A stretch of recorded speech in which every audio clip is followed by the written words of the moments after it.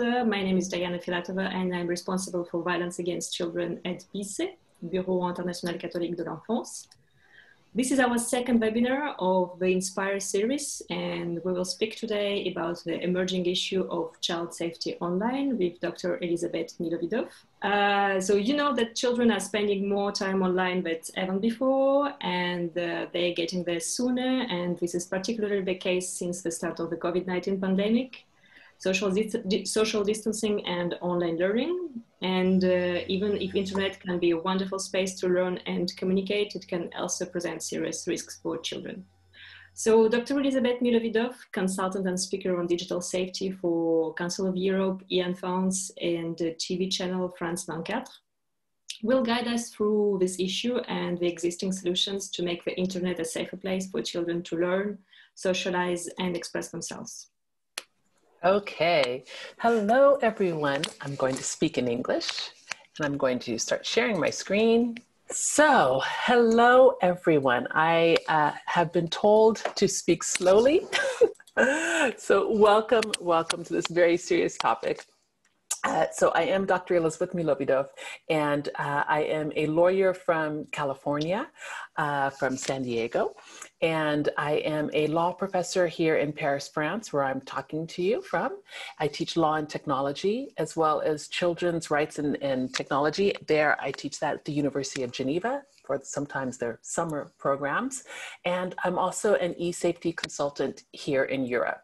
I wanted to show this picture because I am that silly person who got puppies during the pandemic, and don't do that, okay? Don't do that. Don't get any puppies or any little animals during the pandemic. That's all I'm saying.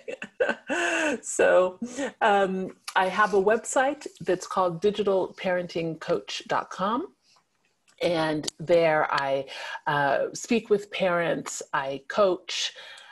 I also do a lot of work for the Council of Europe, and I would invite everyone, especially if you are speaking English or French, to simply do a search on Google and put COE Milovidov, and there you will find from the Council of Europe, you will find free resources in English and in French on a lot of the topics that we're touching upon today.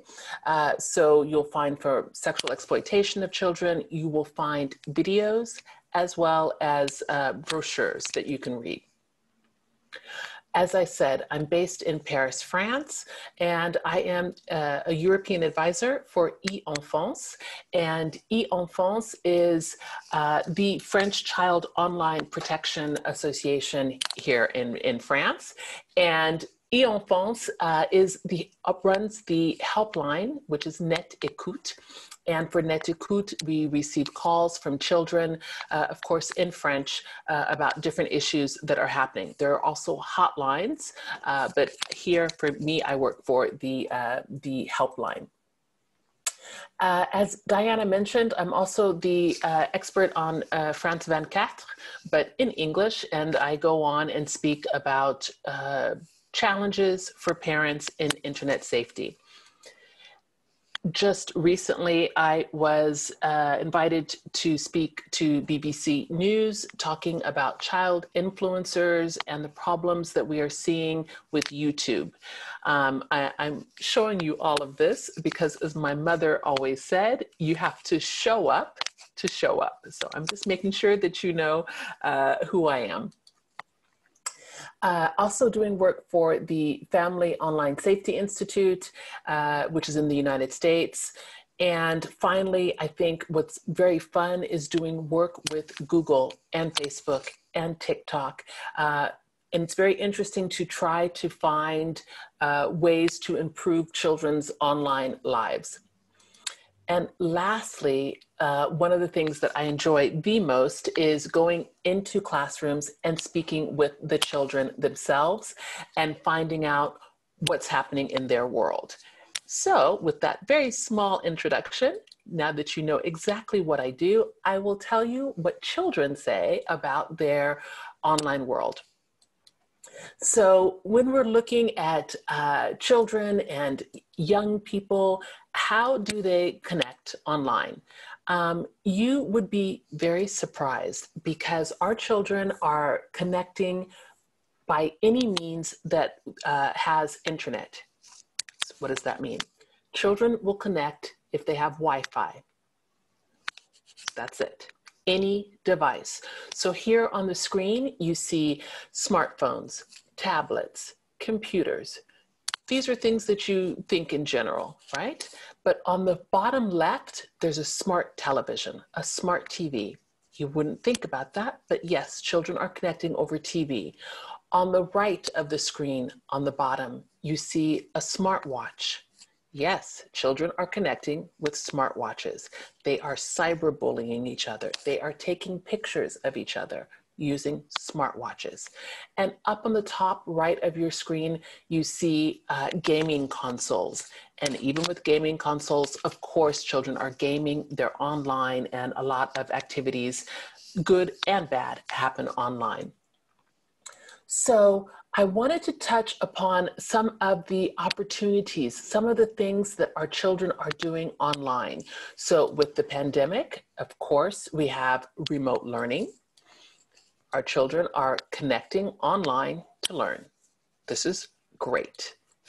When they have access, when they have devices, when they are able to connect, because not all children have access.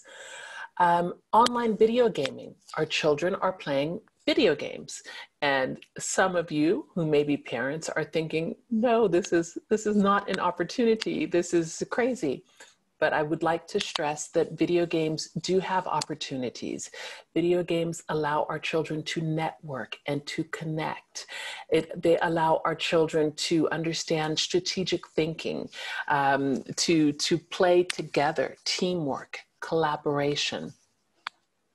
If you don't believe me, next time play Fortnite with a child and you will see.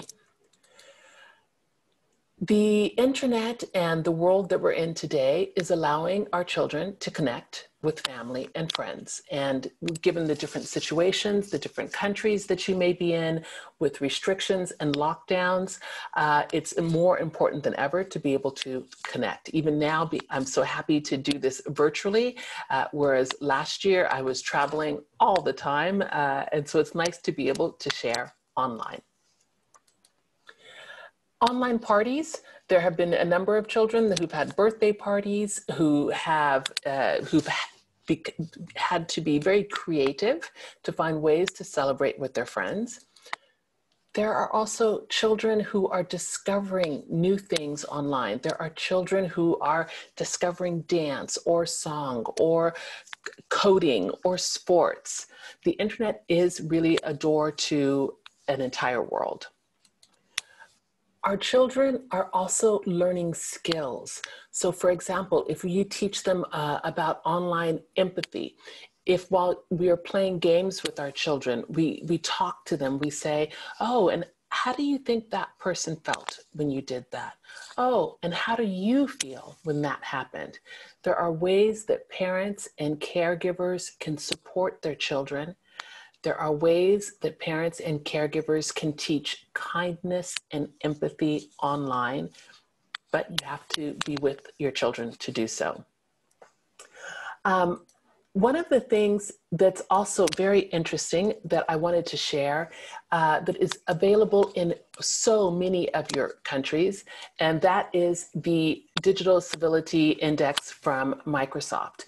And so they have been looking at how people act online, if they're being kind, if they are being victims of cyberbullying. So please take a look for your own country to see, because the statistics are very, very interesting. I'll talk about that in a little bit later when I talk about cyberbullying.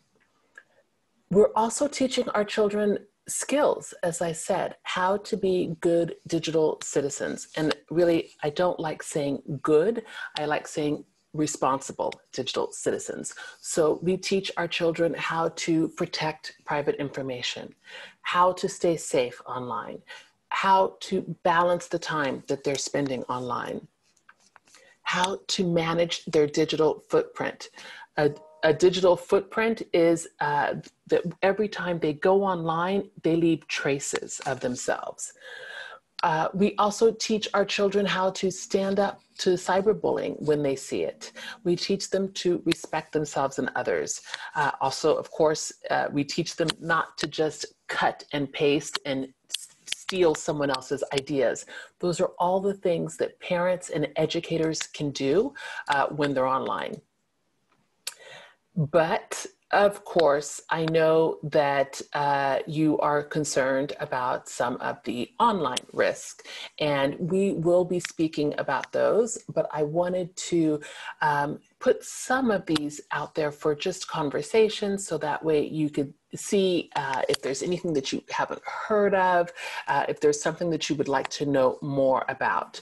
So this is a report from Europol from June 2020, and they talked about some of the online risks that our children are facing around the world, because children are at home and children are online. And unfortunately, so are pedophiles, groomers, and other cyber criminals. So some of the things that can happen for our children online is that they can be involved, of course, in bullying, right? In bullying or harassment. And I will give definitions of bullying, harassment in the next section. They can be involved with gambling-like elements. So sometimes when they're playing video games, they are enticed to purchase things. If they play longer, they will win this, they will win that. There are also the risk of in-game spending. In-game spending is when you have a gaming app and it says, for example, that you can buy supplies for that character. So you can change their outfit. You can increase the tools that they use. A lot of children play this, and when they click and think that they're just using play money, they don't realize that they're using real money. And occasionally we have parents who contact helplines, awareness centers. They contact us for help because their child has a bill of, they have received a credit card bill of $600 or £600 or something very, very expensive, and they don't know what to do. Of course, there is always the possibility when you have a child who has access to internet, who has access to Wi-Fi, again, as I said in the beginning, through smartwatches, through gaming consoles, through tablets and smartphones and computers, of course, but also through a smart television, or even some of the home assistants that you see like Amazon Echo or Google Home. They can access pornography. They can access and see violent content online.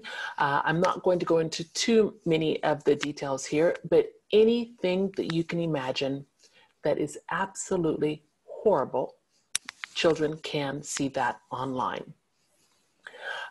One of the biggest social media platforms that children use is, of course, YouTube.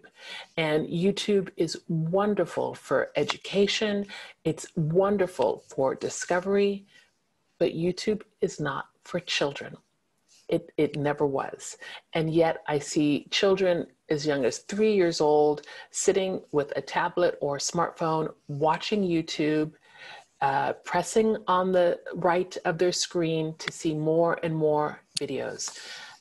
I would like you all to do a test the next time you get a chance to watch YouTube or to see YouTube with the child, actually without the child. I would like you to keep pressing next video, next video, next video, and keep going page after page, because I can promise you within 3 pages, you will likely see something that is pornographic or violent. YouTube understands this. which is why kids are not supposed to be on YouTube and why YouTube, Google created YouTube Kids. But again, the more interesting videos are, of course, on YouTube, where children can have access to violent content. Sexual coercion and extortion. I will speak in detail about that, but this is just the idea of a cyber criminal coming into contact with children and extorting them, blackmailing them. And lastly is the idea of making explicit material. We don't always think about this, but children are online. They are young. They are thinking about boys and girls. And so sometimes they want to share pictures and they are not thinking about the type of material that they are creating. And they are not thinking about the future and their digital footprint. They're just not thinking. I always tell parents, you know, let's stay calm. Let's think about what you did when you were a child. After you think about that, then realize that for your children today who are online, they are doing the same things that we did, the flirting, the looking around. The difference is that they're doing this online without understanding that internet is forever. So these are areas where educators and parents can really support their children by making sure they understand that internet is truly forever. So I wanted to just set the scene here, so that way I will stop talking in a minute so I can open it up and hear from you and hear any questions that you may have. But I wanted to first provide a few strategies just to talk about to talk with children in general about their online world. So to ask them, to ask children, what are they doing? What's happening? Show some interest. To always, always encourage critical thinking. I cannot stress this enough. If we just think when we're online, if we just use common sense when we're online, if we are just kind when we are online, a lot of problems would be, they would disappear. Share in their online activities, share in the activities of our children, so that way you can guide them as they're doing something. So for example, if you are watching them or in the same room with them as they're playing a game and they mention, you know, oh, somebody said something very mean in the chat section, in the comment section. Of course, you don't have to know the game. You don't have to understand technology to be able to come in as a parent, as a guardian, as a caregiver, as an educator, and you can say, huh, that's really not very nice, is it? What do you think should happen? And what would you do? So by sharing in their online activities, you are able to bring your values and your expectations into their online world. I also think that it is extremely, extremely important to respect the age restrictions on apps, games, and platforms. I cannot say this enough. As a lawyer, I think this is so important because the tech companies are trying to help people, really, in the safety centers. They have all of the rules. They have all of the community guidelines. They tell you what to do if something happens. They tell you what to do if something bad happens. But if you don't know, if you are too young to be able to read the legal terms, then you cannot protect yourselves. And as parents and educators, we have to read them and we have to respect the guidelines. So I wanted to show you some of the age restrictions that I'm sure you never thought of. So for example, YouTube, you see that on the far right? Yes, YouTube is adult content, and it is, you're supposed to be between 13 years old and 18 years old to use YouTube. Between 13 to 18, you can use it with your parents' permission. Really, do you understand this? Because people always are so surprised to realize that YouTube is not for children. It's the same thing with WhatsApp, which is a hugely popular messaging app. Here in Europe, you have to be 16, and that is because of the General Data Protection Regulation. I'm so sorry for the translators. What is it in French? I'm not going to speak in French. I'll stop. So it might be a different age in your own country. But in general, we see 13 plus, and that is for the majority of the social media platforms. And 13 is not a magical number.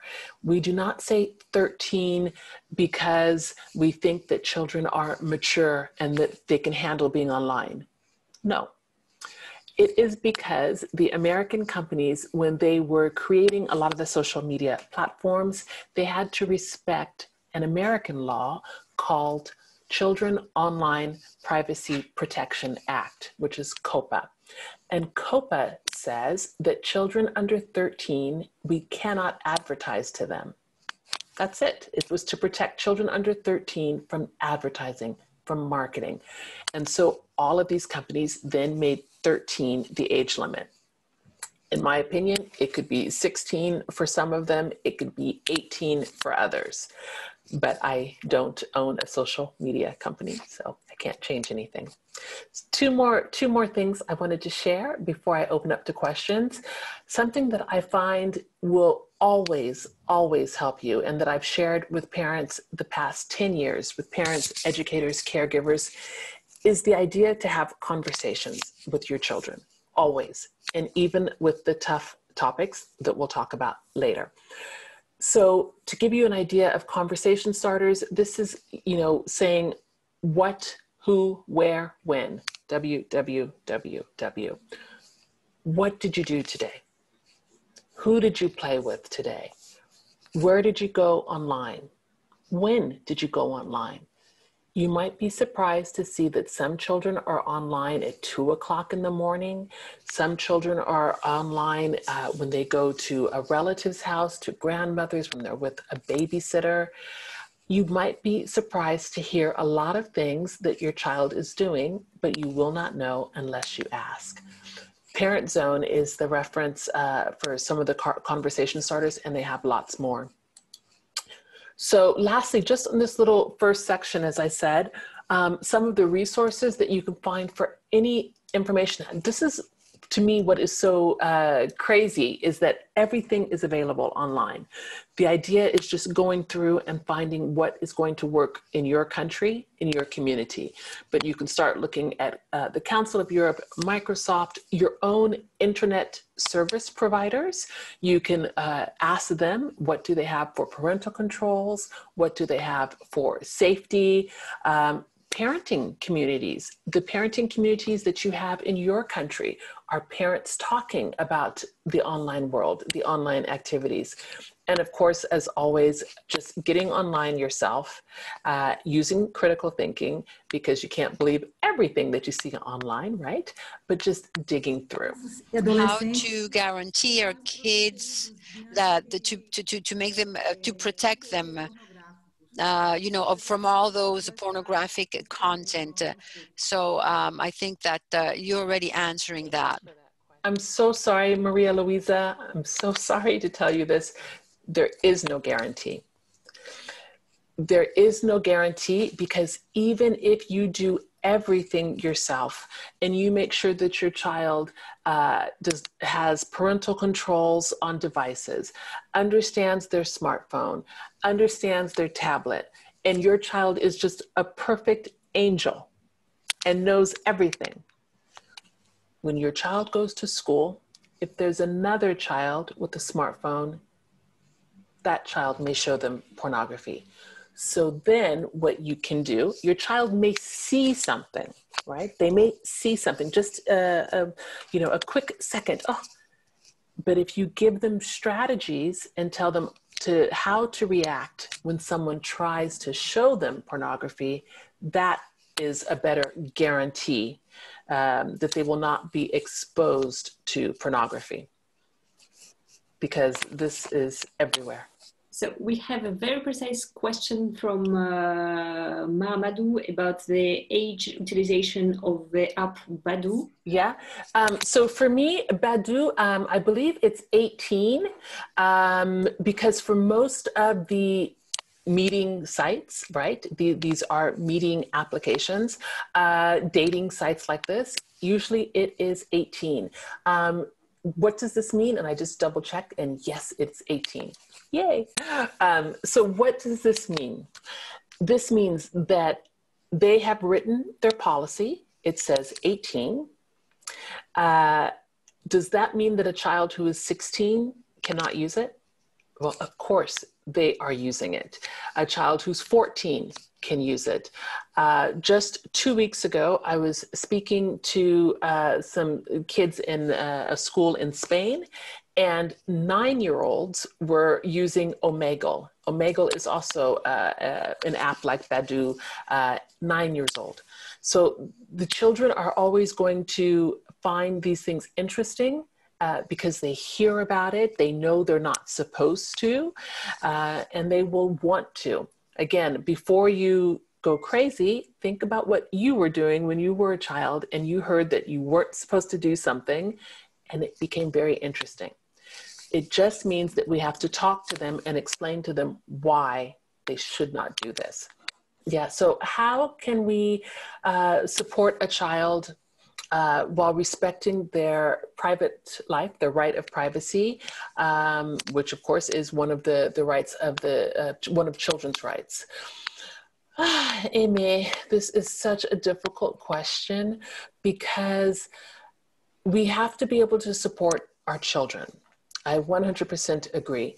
But you also, there's a point when as a parent, as an educator, where you know the state of mind of that child, right? So for example, if you have a child that is more vulnerable, if you have a child who has been a victim of cyberbullying or exploitation, I think that child may need more support and may not always need to have 100% total privacy because they've already shown that they're in a vulnerable situation.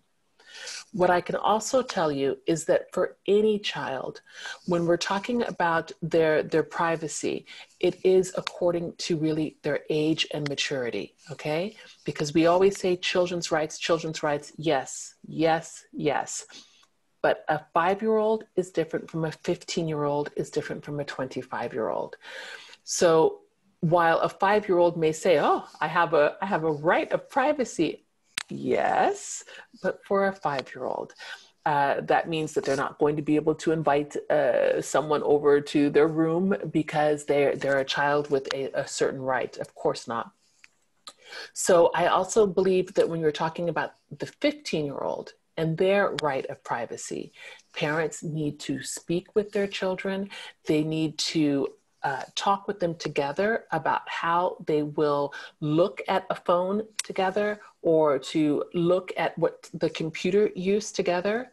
And the reason why is because if you look at your child's phone or if you look at their computer history, if you do anything like this, imagine again, when you were young, if you had a diary, what would happen if your parents had looked at your diary at that age, okay? So what will happen now is that your child will no longer trust you. So when they have a real problem online and when your child needs your support, they will not trust you. They will not come to you. So you have to make everything very clear from as soon as you can, from the beginning, about the expectations. If you're going to check the phone with them once a week, if you're going to check a computer, but you really need to let them know. The restrictions in each application are very clear, but how do we educate parents to respect these rules? I see moms and dads give babies an iPad, and I consider it the most irresponsible. Yes, Ollie, I hope I'm pronouncing your name correctly. It is very difficult, and I think perhaps the better solution is to not make parents, mothers and fathers feel responsible or guilty because that will not help. But perhaps it's just to let them know that, okay, to watch a little bit, to watch for a few minutes is one thing, right? Because sometimes moms and dads need a break, right? So we're not going to parent shame. But I think a better tactic, a better idea would be to talk to them about what iPads can do to their child's eyesight, what iPads can do, and just devices can do with your child's development. So for all of the people who are who know speech therapists, in French we say the orthophoniste. If you know speech therapist, if you're talking with child psychologists, these people can give you the proof. They can tell you that 3-year-olds and 4-year-olds can have delays in their speech development if they are in front of screens too long. So I think that is a way that you can help educate parents to respect the rules, is to not say that they're respecting rules, but rather they are guiding their children and they're supporting them to be healthy, and they're supporting healthy child development. Because all parents want their children to be healthy and to do well. Brilliant, and I think it's fantastic too that this is a community, and I think, Diana, afterwards we should make sure to have all of these resources that I'm mentioning, to have them available. And if you let me know from what countries you're from, I can also tell you where you can find some of the best online resources for your area. I do have some of that in the next section, some, but not all. But if I can't find your country, I can at least help you and get things in Spanish, in Russian, in other languages.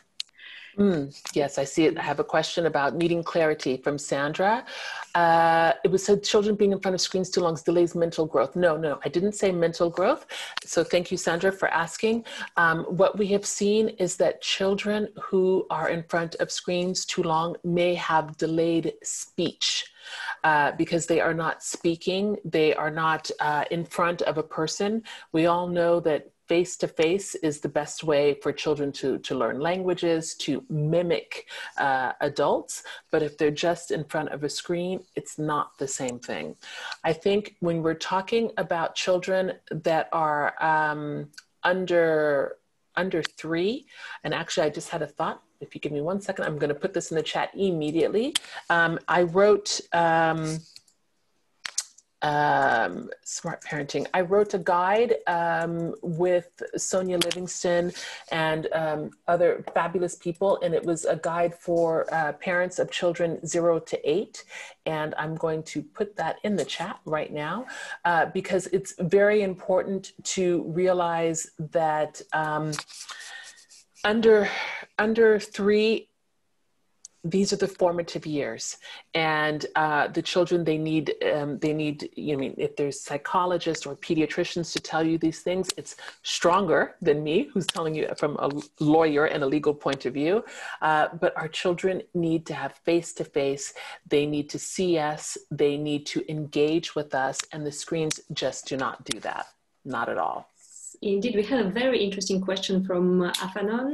En Afrique, ce sont les ados qui enseignent à la plupart In Africa, teenagers teach most of the parents how to use the internet and smartphones. And so what could we do? The parents could control these websites that their children are surfing, because it's the children are teaching their parents. That is a very good question, and it's something that's very real, because this happens actually around the world, where parents believe that their children know more than they do, and of course for some tech things they do. But one of the things that parents can do is to talk with older children, get help from the older children to help protect the younger children. They can also, to control the sites and others. So they can also look at the phones, because whether you're using a smartphone that uses Android, which is one operating system, or you're using a smartphone that uses iOS, which is another operating system, which is Apple, both of them have parental control limits within the smartphone themselves, within the application. Yes, I know it can seem very, very complicated, but you have to ask. You can either go to the internet service provider and ask them to show you. For a while, Apple was doing free parental workshops and showing parents.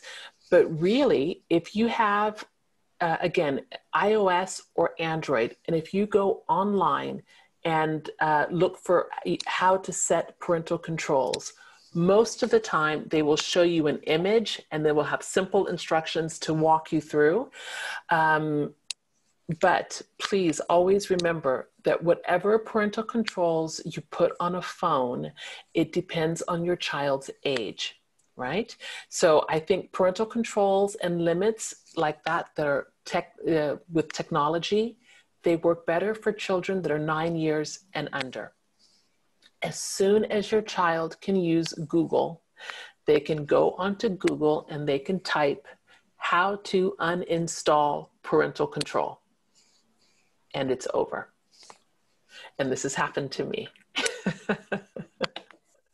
And it's okay. You just find other ways and you keep the conversations going.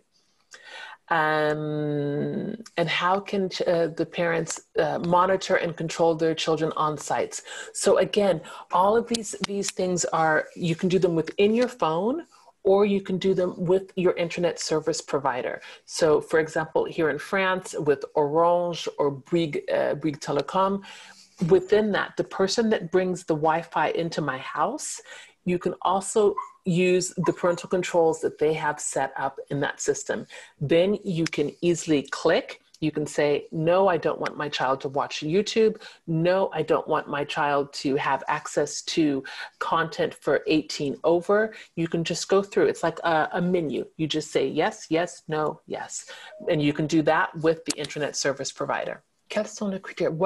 What is the criteria to fix, to categorize the age of children according to the applications to use?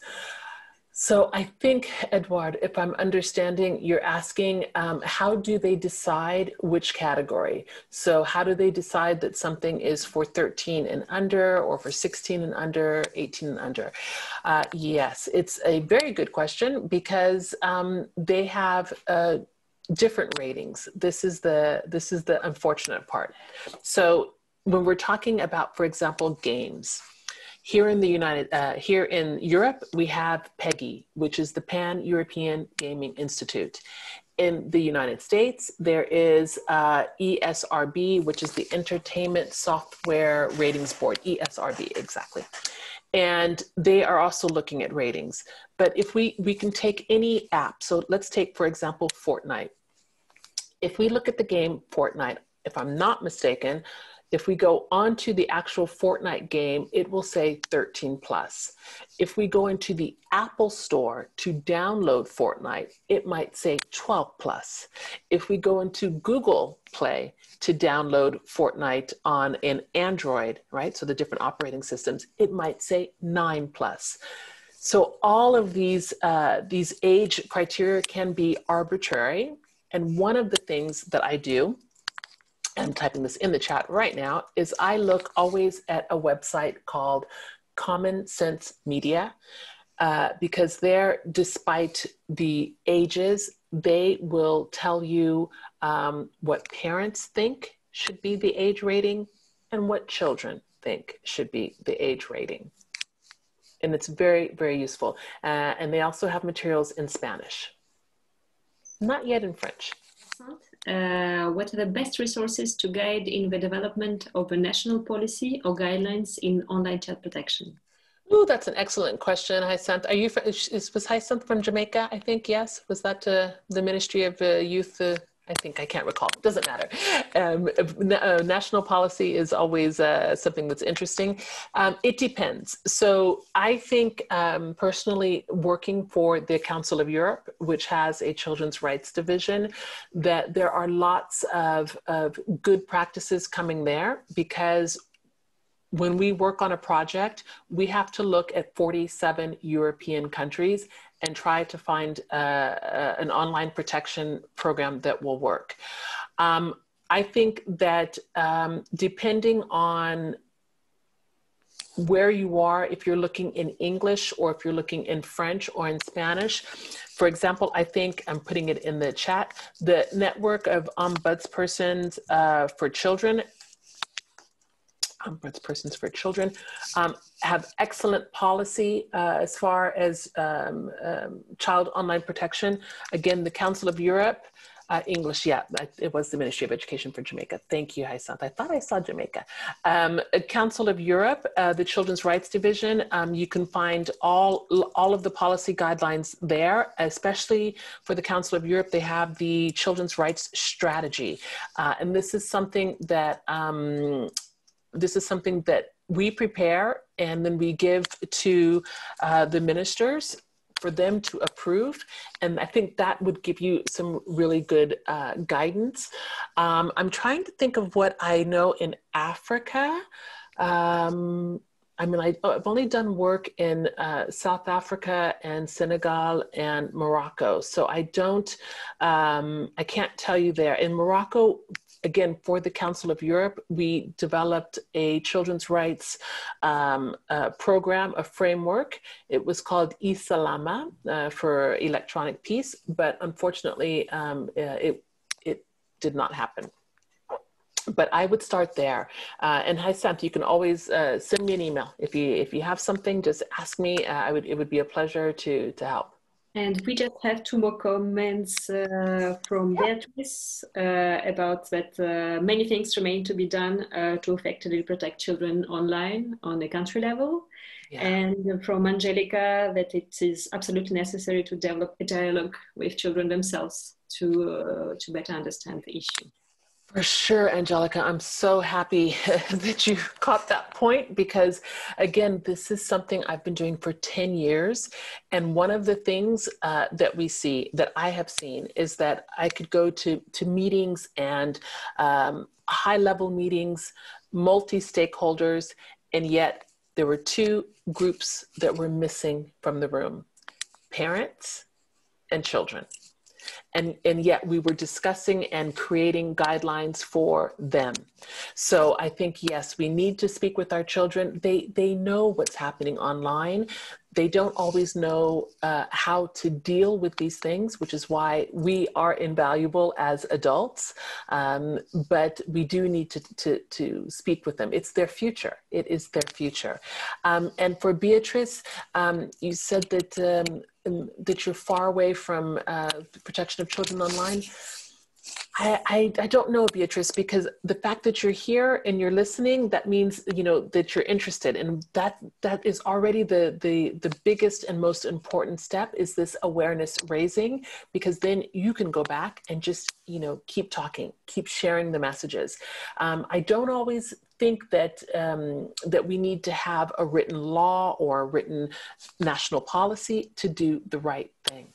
And that is how we can just keep sharing these best practices and to learn from each other. I'm sure that at some point in this conversation, someone is going to share something that they do in their country. And I will say, oh, that's great. I'm going to start sharing that in other speaking events. This is what it's all about. It's community. Unfortunately, we are now going to talk about some of the more difficult subjects, some of the negative things that can happen online. So this section, we're talking about online harassment. I know that previously I had received questions about pornography, and I'll be talking about that in the next section. So we'll talk about online sexual violence in the next hour. Okay, but right now it's online harassment, and you will understand. So get your questions ready. So I wanted to start off by providing you with definitions. I wanted to explain what is happening in our children's world because I am certain that you do not know about all of these things that our children are doing. So to begin is looking at trolling. So we hear things like, oh, he's a troll, she's a troll. So what is a troll and what is trolling? So a troll is, again, and everything that I'm talking about now is under the umbrella of harassment. So online harassment, the different ways that people find to be mean to each other online. So a troll is a person who starts flame wars. So flame, you can imagine with fire. Flaming is the idea that you're saying something negative about someone else. A person who starts flame wars or intentionally upsets people online.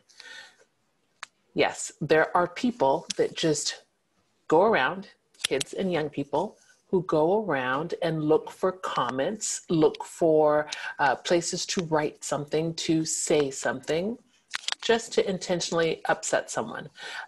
So for example, if you see a child who's done a TikTok video and they've uploaded it, or a YouTube video and they've uploaded it, or they've taken a picture of some artwork that they did in class or something, you understand, and they have shared this online. So a troll will be the person, the kid, who comes back and says, "Ugh, that's horrible. Ugh, you have no talent. Ugh, you know, you should just go away." That is trolling. We also have things like cyberstalking, and cyberstalking falls under the another umbrella of cyberbullying, which is always this idea to intentionally hurt someone.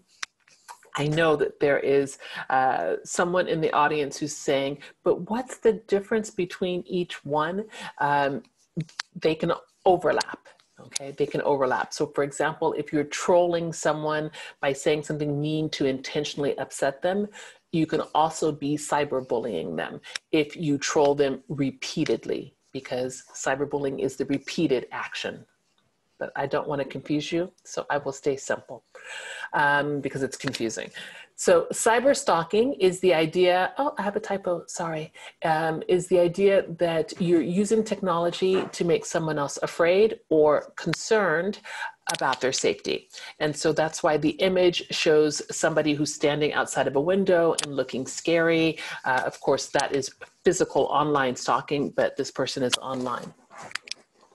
We also have catfishing, and I think catfishing is interesting. Oh, I'm sorry, I wanted to go back to cyberstalking just for 1 second, and that is because people hear about cyberstalking, maybe, but what they don't know is that it rarely happens. It's rarely a stranger who is cyber stalking people. It is usually someone that the target knows, someone that they know intimately or professionally.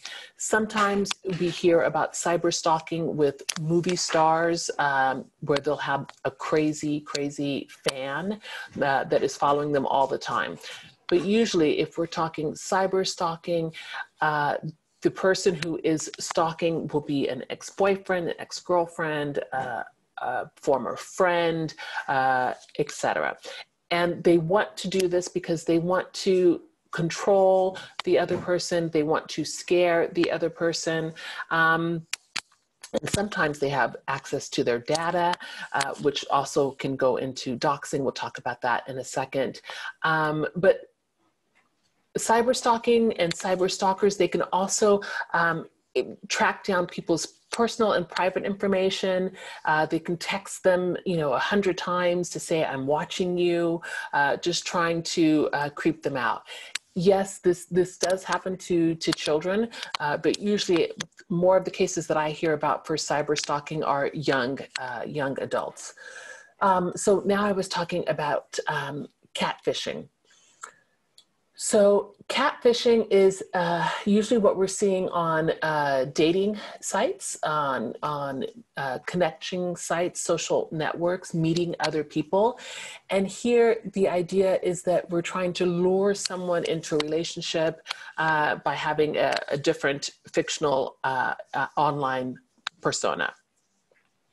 Again, this is not so much what we're going to see happen with younger children, because then it would be grooming, but we can see this with teenagers and young adults, where the person is just saying, you know, trying to be a boyfriend or a girlfriend, but they refuse to talk on the phone. They're just sending lots of messages.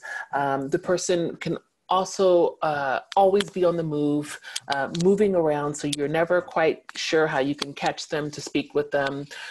Perhaps a person who's catfishing, their profile picture and bio has a lot of errors. And then I think probably the two most important features to recognize catfishing is that the person who you're speaking with tries to get serious way too quickly. So for example, two young people are speaking, and then within a week, the other person writes and says, "Oh, yeah, I've never met anyone like you. You're so incredible. You're the person of my life." And then finally, what eventually happens is that the person says something like, "Oh yes, I'm so glad we're together, and I would love to come and see you, but either I don't have the money for the airfare or the train or the bus, or I would love to come and see you, but my mother is sick, or I would love to come and see you, but I was laid off from work." Anything to elicit sympathy so they can try to receive money and have money sent to them. So another example of some online harassment and problems that happen online is doxing. So doxing is the idea, and it's from documents. Doxing, we're revealing information, right? So we're searching out the documents of another person. It's their personally identifiable information.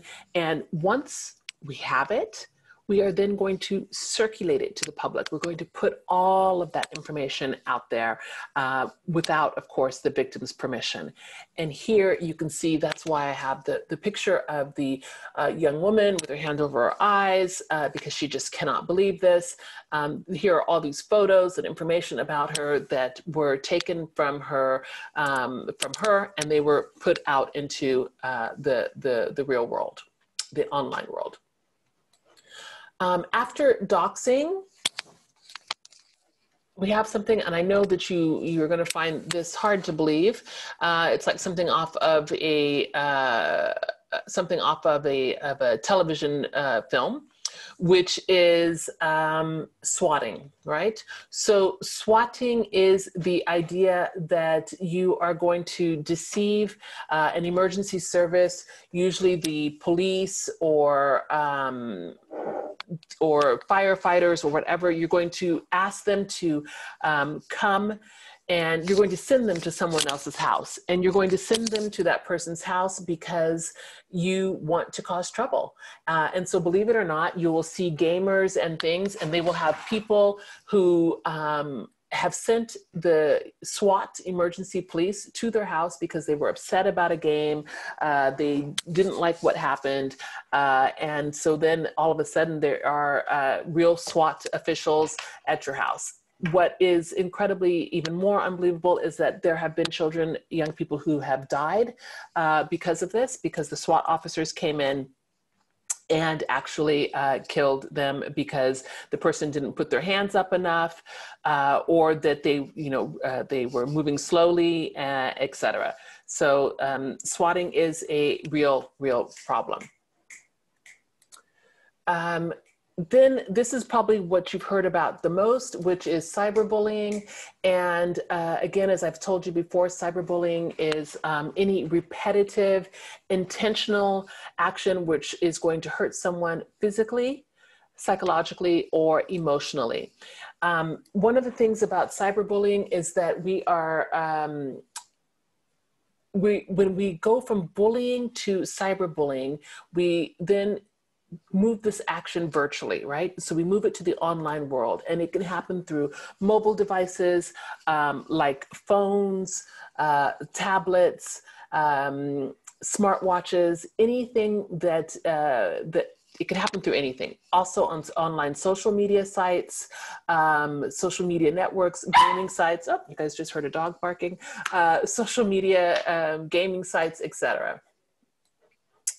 So after cyberbullying, we also have impersonation. And impersonation is the idea that you're using someone else's name to send emails, to post material, to create social networking accounts, or to contact other people. And of course, you know that the person who is impersonating you or impersonating someone is not doing this out of the kindness of their hearts. So for example, here in France, I had, actually I won't call it a case, but it was, because it wasn't mine, is that last year there were two 11-year-old boys, I believe, and they were on a sleepover, and one of the boys said, let's create an Instagram account.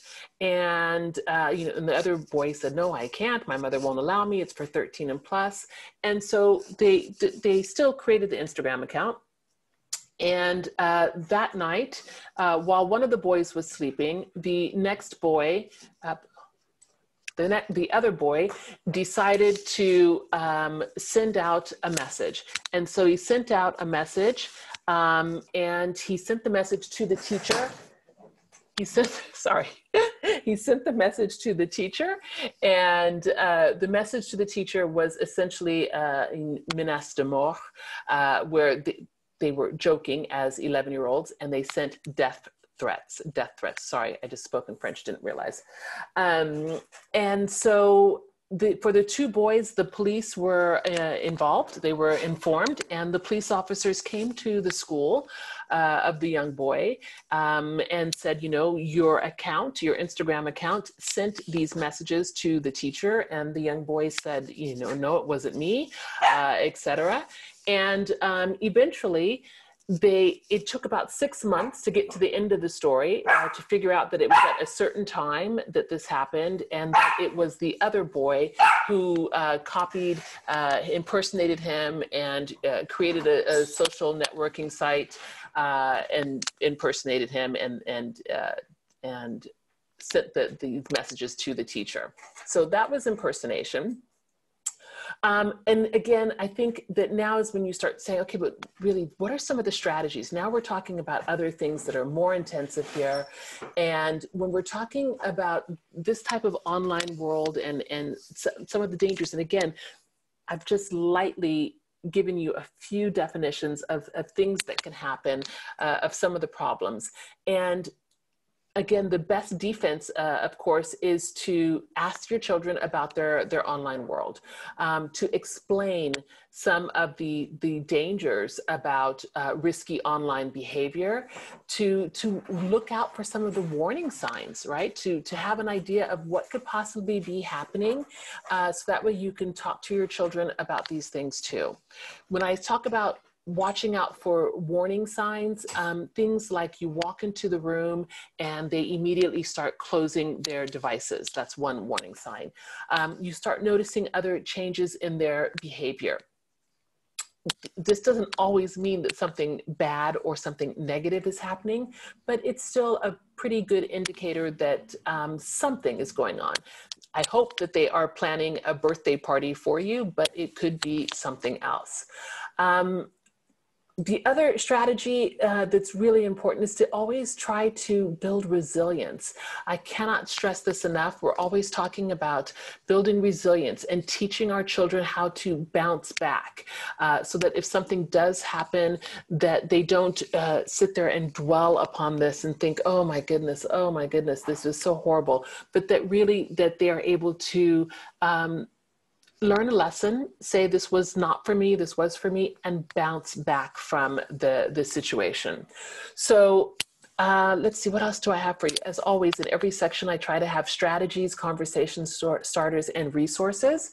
But so for here, again, about some of the harder topics, and the conversation starters are more difficult in the next section, but to give you an idea of some of the things that you can ask, you can talk to your children quite simply and say, well, how do you know? How do you know the information you see is accurate? How do you know that what you're hearing is truthful? Do you think that someone is trying to convince you of something? Do you think that someone is trying to trick you? I think I had mentioned before how important critical thinking is, right? And so always asking questions and digging in further is what we want for our children at all times. Other things to think about, especially when our children are beginning to date and to flirt online, is to be thinking about what's the motivation of a person who's contacting you, whether this is a young child who's playing a video game and someone contacts them in the chat. And yes, this happens more times than you would think.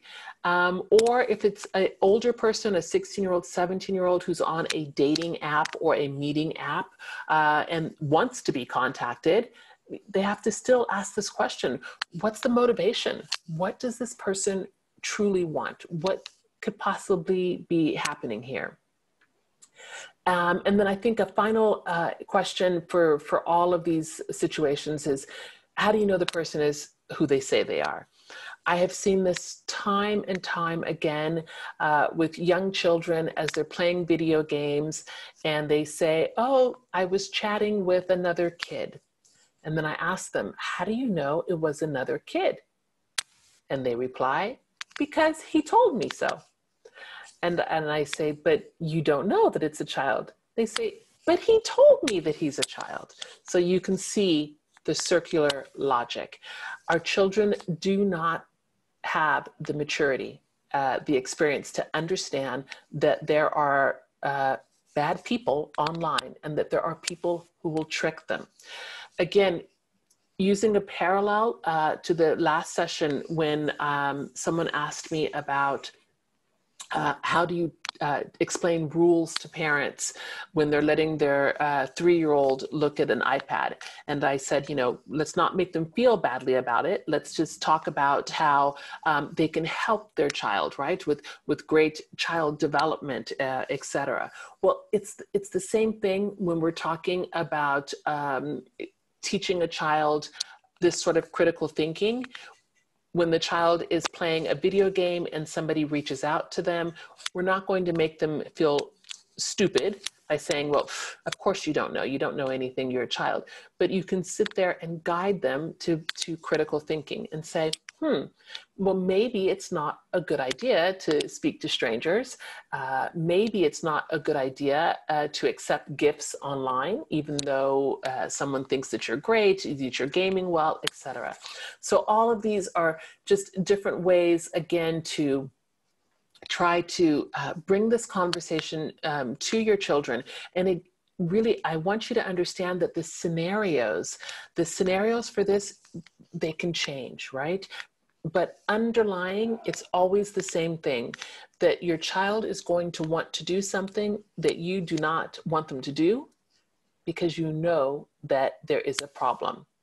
And so you have to find creative ways to help them understand that there is a problem, but that your child is not the problem, right? So another strategy that I tell a lot of parents is to make sure that their children know, I trust you. Right? I trust you with your smartphone. I trust you with your iPad. I trust you with watching Netflix or whatever, but I'm not always sure about who is trying to talk to you, call you, send you things, etc.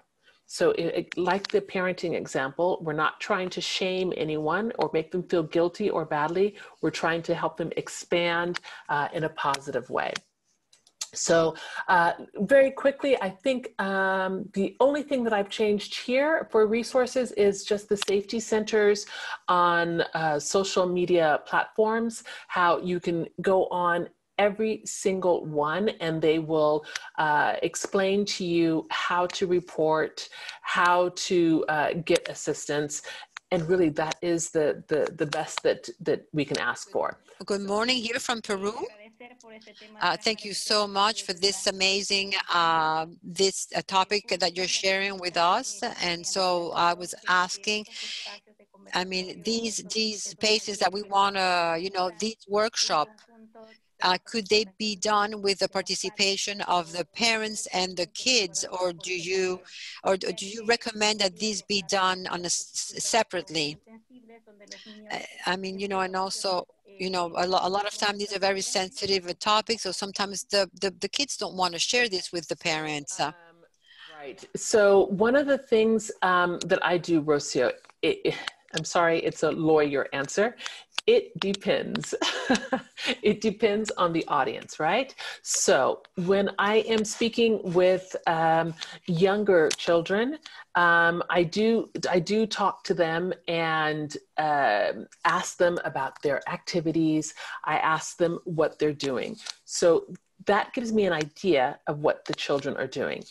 Then when I speak with the parents and I do a workshop for the parents, without telling them, your child said this, your child said that, I do give them an overall view of what happened. And then I say, okay, so what would we say if this was your child? And here are some ideas about, you know, starting a conversation.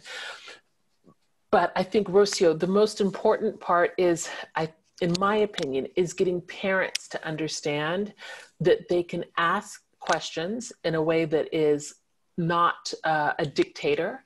They're not not authoritative, but just to ask questions. How was your day? You know, what's going on? Oh, you look a little sad. Did anything happen? And then just to use their own parenting sense to guide them. With children, it's going to be different as you're trying to understand what's happening, which is why you need to play with them on the games, to ask questions, to ask them to show you how TikTok works or Snapchat. So you can say, oh, so the messages disappear? Wow, has that ever happened to you? It's these types of things. I'm just trying to think if I had a recommendation of what is the best to speak with them separately or together. I don't know, Rocio, I really don't know. I think the most important thing, no matter how you do it, is that afterwards the parents have the skills to speak to their children together, and that they're not coming back to you as a mediator asking for your help to speak to their children. They need to increase their own skills of just listening and listening and listening and not reacting, not getting angry. If they hear something that they don't like, that they just want to scream, to just say, excuse me, I'll be back, take a break. You step away from it, because your children have to trust you with anything and everything that can happen online. And again, I've only given you a small example of some of the things that can happen. There'll be more in the next section. And I'm sorry, we started off from good and we're going progressively worse. We should have done it the other way, so you could leave feeling positive and upbeat. Who is accosted the most? Who is being attacked the most? Yes, girls or boys? Again, Blanca, this is an interesting question, because what we know, child online protection experts, what we've seen is that girls are using social media more, and that boys are using online gaming more in general, right?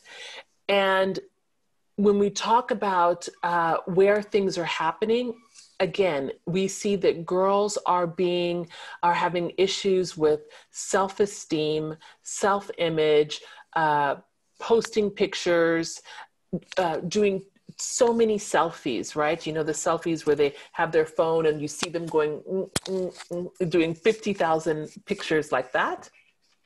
That can be an issue where girls are, you know, trying to have a certain look using makeup, or they're trying to do certain dances, right? You are around the world. The #1 song, at least at the beginning of this year, was WAP by Cardi B, right? By Cardi B. Online, there were viral challenges called the WAP dance. I invite any of you to go and look that up yourselves, not with your children around. And children were doing this dance. So everything is out there. It's all possible. So with the girls, there is more of a tendency to be accosted, if you will, to have people trying to reach them and contact them when they're on social media. With the boys, less so, but they have additional difficulties with gaming as far as true addiction, where we have more problems with video gaming addiction, which is one of the reasons why the World Health Organization declared online video gaming disorder a true medical disorder. And that was, I believe, 2 years ago. I can't recall the exact date. Hysanth asks, in educating about the safety of children online, who do we target first, parents or children? Oh, goodness. Well, I think I might even say something that you're not going to expect. I'm going to say the children. And that is because you will empower them, and hopefully they will share with their parents. Children are going to do it anyway. So you might as well get them first. Parents are busy. I've seen this around the world as I'm holding parenting workshops and different seminars, that parents are extremely busy. And if I hold a workshop and let's say there are 200 people invited and 20 show up, it's not the 20 in the room that I want to talk to. It's the others who are either were too busy, don't really care, think that it's not a problem with their child. So I think you'll have an easier time of it, Hysanth, to program for children, because especially since you're at the Ministry of Education, you can use some of that educational time to provide internet safety initiatives. And it does not have to be a long program. It should be a regular program. So what do I mean? I mean, instead of doing, for example, like this wonderful call here with me, where it's 3 hours of intensive, don't do that with your children. Instead, 5 minutes every week. 5 minutes, just remind them about passwords, remind them about talking with strangers, remind them about bringing their own religious values, cultural experiences, remind them to be the children that they're supposed to be online, right? I once did, maybe 3 years ago, I did some work for the Ministry of Communications in Qatar. And I am Catholic, I'm not Muslim, and it was really interesting to do digital safety and align those values with Islamic values. It was the same. Expectations of respect, of kindness, of treating people well, and bringing this to the online world. So I think that as long as we keep using whatever we can in the educational system to educate our children about the online world, just a little bit every week is better than one big event once a year, which I see a lot of schools doing, because children forget and they need to be reminded, and small reminders that make it fun. So I want to give you one more example, Hysanth. Something else that I've seen in Europe a lot is that whatever the class, the subject is, the educators are teaching, there is always a way to bring online world into it. So for example, when it's history class, I have seen history teachers where they have brought in an iPad and shown something interactive, showing, for example, what Paris looked like 100 years ago compared to Paris today, but in a way that's sped up in a video. I mean, there are ways to introduce technology into almost every subject matter. And if you can't think of an idea, ask the children. Make that their research project to go and find a way to add technology into their math class. Is easy enough because they can do coding and they don't have to have a computer to code. They can code with paper, right? To go 2 steps up, 1 step to the left, 1 step to the right. There are all sorts of creative ways to get a conversation started about digital citizenship, about online safety, about acting correctly online. No, thank you very much. Thank you for the quality of your presentation. Thinking about the role of parents, it's fundamental in security of children, but maybe we should also include the teaching staff, you know, educators who spend a lot of time with the children and who also are some kind of a model. And in Africa, they use a lot of cyber cafes. So maybe the managers of these coffee shops, cyber coffee shops, should be also be trained. I was just wondering if maybe I believe that these different locations also should be involved. I 100% agree with you. When I was in Dakar, I remember driving along and seeing all of the cyber cafes. And at one point we stopped to get a drink and I had my phone and my phone just connected to the Wi-Fi. And I said, wait, the Wi-Fi it's just open? And they said, yeah, it's a cyber cafe. And I said, but where are the restrictions? You mean I can look at pornography? I can do anything in this cafe? And they said, well, yes, why would you? But yeah, you can. And for me, Musa, that was a serious problem because I realized that children can do the same.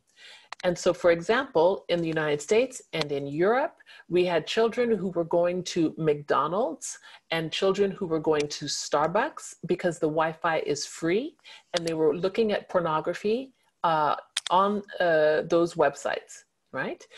Now, because people realized this and said, oh my goodness, I never thought about that. They have now shut that down where they have limits and blocks and you cannot access pornography from Starbucks or McDonald's.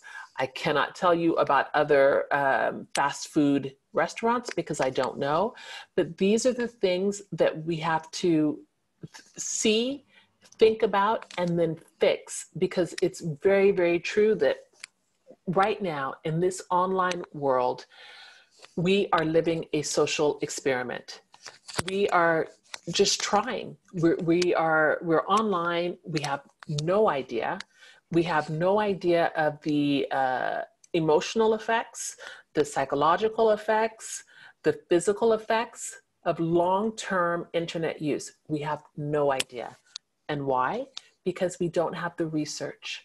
It's not possible to research. It's unethical to research, to put a child in front of a screen for 10 hours and watch them and survey them and say, oh, look, now their brain is not developing well, or look at their eyesight, or look, they have neck problems.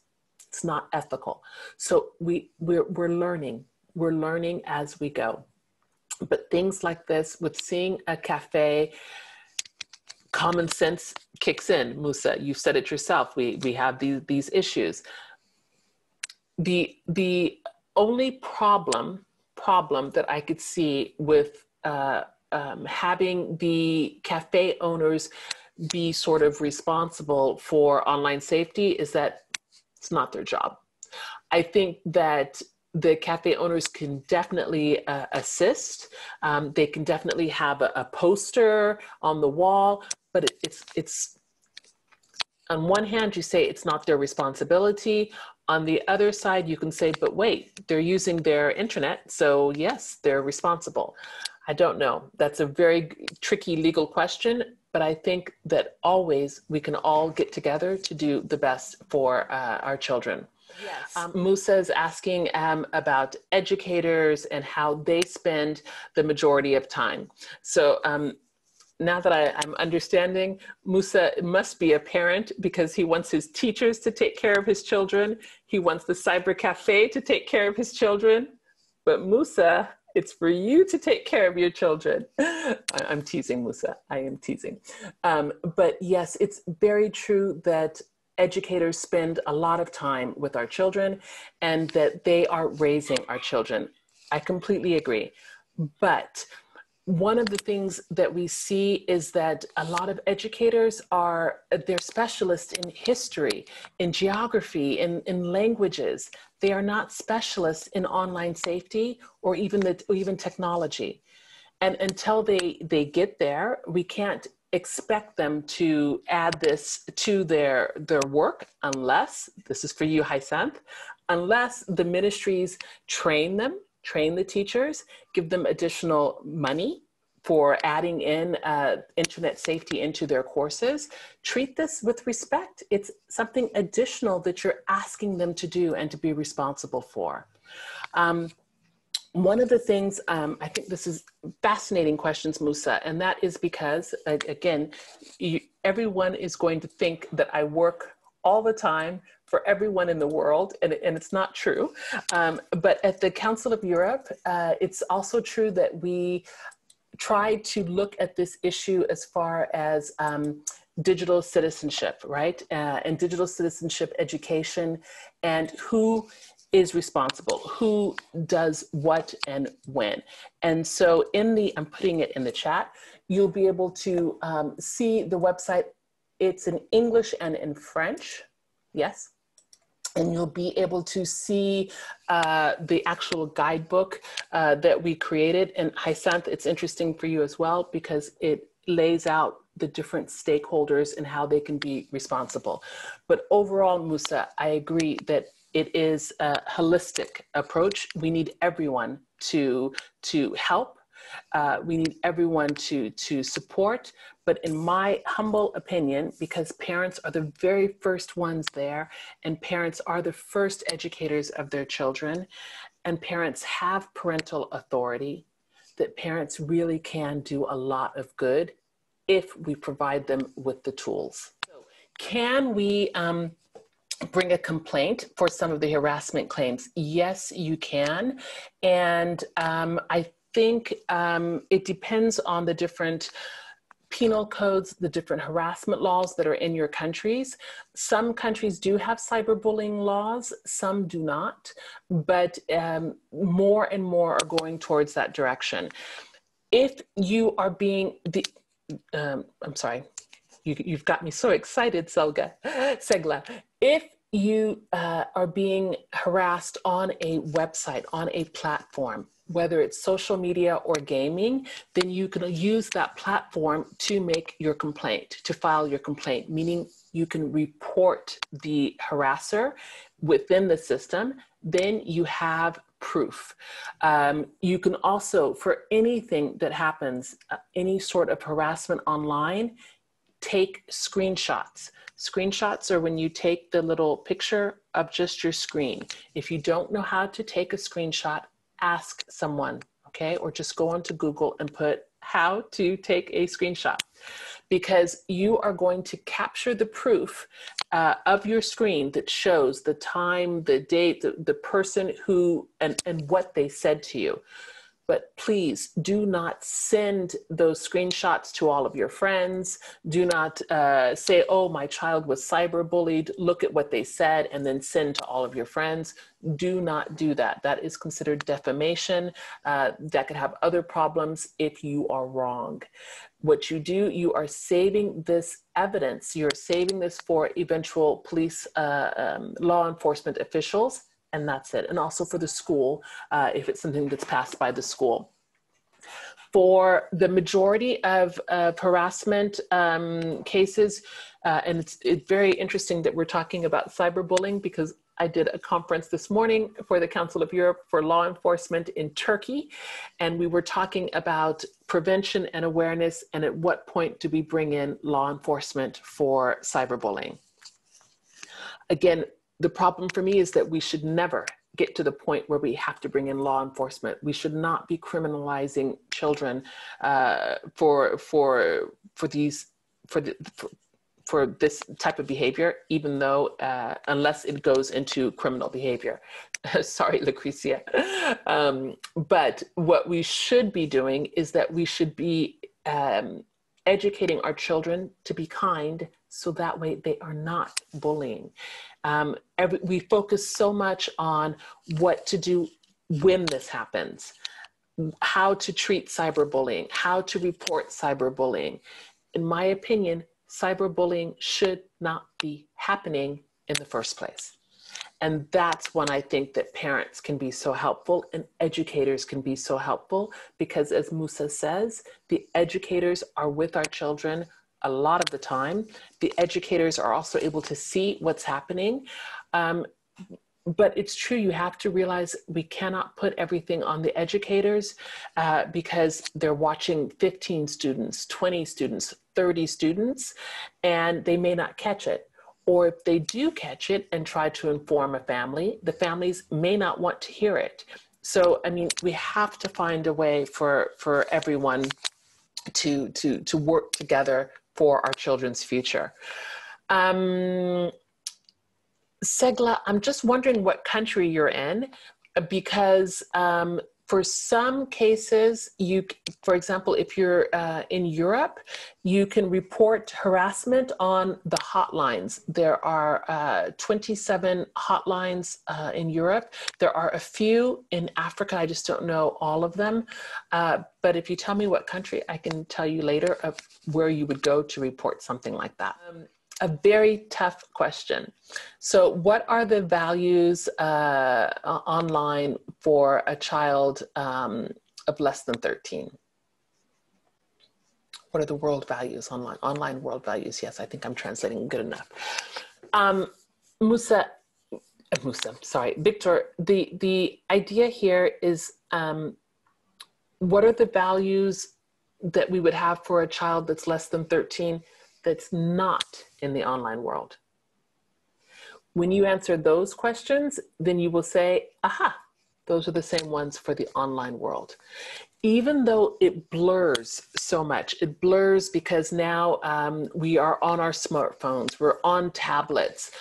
It's still the basics of human decency and kindness and respect, letting someone else speak and then you speak. It's all of these things. It does change a little bit when we're in the online world, of course. So for example, things like using all capitals. If you write something with all capitals, it looks like you're very angry. Or if you put a lot of exclamation marks, that can also appear as an insult. There are things that we have to learn and adjust, but for me, the online values should be the exact same as the offline values, which is, as I said, what I was doing with the project for the Ministry of Communications for Qatar. And if anybody speaks Arabic, they are available in English and Arabic, a YouTube guide and a guide on digital parenting. Let's see, for free. I'm always working for everybody for all free. So you guys everybody can use this stuff because it's fantastic. Let's see, another question from Yao. Don't you think that teaching internet and social media, don't you think that to teach it, how to maximize benefits and minimize risks, should there be something in the school curricula? Oh, I dream of a day when our children will understand benefits and risk of the online world, because so much is happening online, so much more is going online. We're looking at artificial intelligence, and everyone here is already using artificial intelligence. For example, when you're sending an email, it's just that artificial intelligence is not always Terminator or the robot who's coming to put an end to the world. Some of these things we need to discuss with our children. I think that in general, and this is for you, Yao, I think in general, just as our children do not have to know how to create a motor, how to build an engine, but they can learn how to drive a car, I think that is the same thing that we can teach them in the online world. They don't have to know how to code. They don't have to know every single thing, but they need to understand how to act, how to react, how to be constructive and positive and respectful on the digital highway. I think I have a couple more questions. Wow. Yes, let's see. Oh, it's so glad you're in Togo. Okay, great. Thank you. Yes, this is another fabulous question. It's difficult to say what's the responsibility of children for their own protection. And in fact, I would say that it's not the responsibility of that child to protect themselves. It's the responsibility of the other children to step up. When they see a child being bullied, for example, it's like saying to a bullying victim, you're not going to say, it's your fault, fix it, right? It's, you should do something, you should protect yourself. It's the same thing for online harassment. The victim is truly juste a victim in all circumstances. And even if they knew exactly what to do in their minds, they probably would not be able to do it because it's so emotional and it's something that's happening to them, which again is one of the reasons why for a lot of online harassment, we want children to be what we call upstanders. Upstanders. Lucrecia, I'm so sorry, it's a made-up word. They're not bystanders, just watching what's happening, bystanders. They are upstanders. So they see something happening, and as long as there's no risk to themselves, they can come up and say, hey, maybe you shouldn't do that. And maybe that's not a good idea. And then they can say to the victim, are you feeling okay? Okay, come on with me. That is really where we want to see more of the responsibility of children. Unfortunately, the children, no, they don't really know juste. And for example, children can watch YouTube videos, younger children, they can watch YouTube videos and they don't realize that it is not a video that is a real Peppa Pig or a real Tintin. They think it's real, but it's something else, and there's violent content in it, violent messages, etc. This is another reason why for children and child programming, child television, why there are age restrictions, right? Why we say children should not watch this type of programming. Late night is when more adult programming should be available. Okay, Amy. So I want to show you something. If you can see my screen. Oui, très bien. Can you see my screen? Yes, I can. Yes. Because this is a website that is by it's with the Family Online Safety Institute. And here, because in your question you said il n'existe pas les lois. Yes, in Kinshasa. La cybersécurité. Exactly, on cybersecurity. But there are still other laws that you can use to protect children. And that's what I wanted to show you. You can find ways to add, to define whatever is happening, not under cybersecurity, but under child protection law, okay? That's what I wanted to say. So, because here is, for online child sexual exploitation, yes, it says that there's no declarations or reservations, but that you have signed. So that's something, Amy, that's something. It's not a lot, but it's something.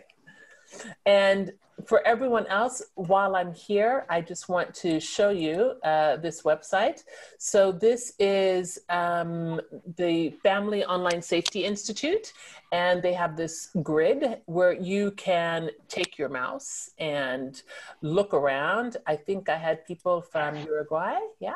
So if we press, and there we've got Uruguay, and we can then look and see what's happening with population, internet users, mobile subscribers, etc. So this is really interesting to see what other people are doing. I'm sorry, it's only in English, but you can have fun and look around the world to see what's happening.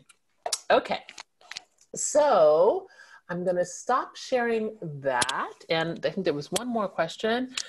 I think it was Joshua from El Salvador who's saying that we should have a number to use, an emergency number. Yeah, I would agree as well. And I think that at least perhaps in El Salvador, you might be able to do something. Many of the other countries have a hotline number, something that's very simple, not like 911, but I think there's 119, which is a European international number. Can't recall, so you can't quote me on that. But here in France, it is 0800 200,000. That is for one of the lines, which is Net Ecoute. So yes, I'm going to hope that that you're the one who creates this in El Salvador. And I'm just going to put Net Ecoute on there, and so that way it is done, and we have the correct number, just in case. Okay, so let me get started. I know I only have a little bit of time left. Oh, it's my own fault. I love to talk about my favorite subject. Diana, you should have known. We needed 4 hours. I'm just kidding. Okay, unfortunately now is the not so fun stuff. So I thank you. Okay, so oh my goodness, and please tell me it's not at the very beginning. No, it's not. This is great. Okay, so online sexual violence. I have to remember to speak slowly. So I'm going to talk about the different types of online sexual violence. So first, we have what we call self-generated content. Self-generated content means it is the children themselves that are creating this material. The children are sending and receiving sexually explicit messages, and that can be words, photos, videos, images, cartoon drawings, anything that's sexually explicit. And they are receiving these messages via any device.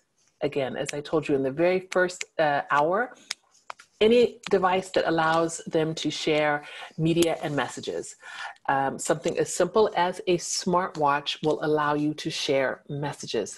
Your children can receive sexting messages and even pornography on a smartwatch. There is also something else called coerced sexting, which is again a type of sexual harassment. Here, this is the idea that our children are being forced into sending images, they're being forced into performing, and this is a real problem as well. This is an article, a free resource from, again, Microsoft, but there are so many different resources that are all good and all valuable. For those in some of the Eastern countries, Kaspersky has great resources as well. Online grooming, this is the idea that, of course, that people aren't who they say they are. Someone asked in an earlier session about adults who are talking with children. And yes, we have these types of predators who are talking with children. They can be sexual predators. They can be predators with extremist views.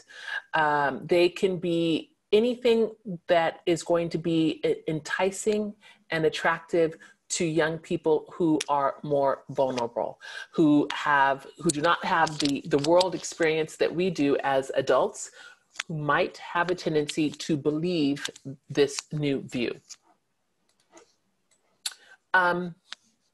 Sextortion is a common word that you might have heard, but really it is online sexual exploitation. Here, what is happening is a child will be blackmailed. So let me start again. The scenario is that the child has created some images, or perhaps a predator has gotten in contact with the child and said, if you don't send me an image, I will tell your family that you did this, okay? So the child is being blackmailed, and the predator would like sexual favors. The predator would ask for money. The predator may ask for other benefits from your child. And by other benefits, I mean the predator can ask your child, if your child says, no, I'm not going to take any picture, the predator will say, well, then take a picture of your neighbor, or take a picture of your younger sister. These things are all real that predators will do with younger, vulnerable children. Then they will also threaten to post the images on social media or send them to the child's family or friends. And so this is more of the cycle where the child then feels that they have to do more to keep the issue quiet. And as we've said from the beginning, if our child knows that they can come and talk to a parent, a trusted adult, an educator, a community person, community worker, someone who can help them resolve this issue because they cannot handle it themselves, then that is already half of the battle won. I'm not saying all of it because it's still very, very difficult. We've seen children who've been cyberbullied, who've been exploited, who've gone offline in one country, went to another, and they were still harassed. So sometimes these predators are very tricky. I think that it is absolutely crucial and necessary to speak about pornography. I know that we do not want our children watching pornography. It's evident, but we still must speak about pornography and the hypersexualization of children in the media, because this is a real crisis. So just for example, porn sites get more visitors each month than Netflix, Amazon, and Twitter combined. This is a statistic from Culture Reframed. I think this statistic was maybe in 2017, but still you get the idea. About 1/3 of all web downloads in the United States are porn related. 1/3. 1/3 means 1 out of every 3 times that somebody downloads something in the United States, it is pornography. Pornhub, which is the world's leading free porn site, it received 42 billion visits in 2019. And when we looked at the most rented, the best-selling porn films, 80%, 88% of the scenes contain physical aggression. This is being recorded, so I'm not going to say all of those words, but you can see what is actually happening with the physical aggression. And finally, 50% of parents underestimate how much porn their teens have seen. This website the link is right below. Again, it's called Culture Reframed. I'll refer to it again in a minute, because in addition to providing this shocking information, there are also helpful resources. So another type of problem, again, the media is calling this revenge porn. But in actuality, the real term is non-consensual sharing of intimate images. So again, let me explain what's happening here.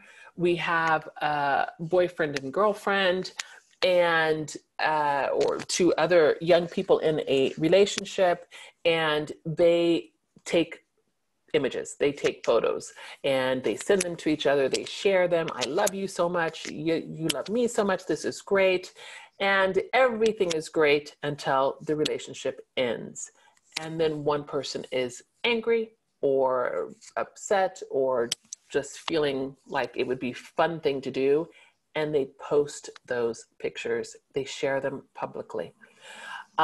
There have been websites dedicated to non-consensual sharing of intimate images, websites where there have been, especially I know only of them for boyfriends, where boys have said, send me the pictures of your girlfriends, your ex-girlfriends that you hate, that you're upset with, and they were actually posted on a website, all of these pictures.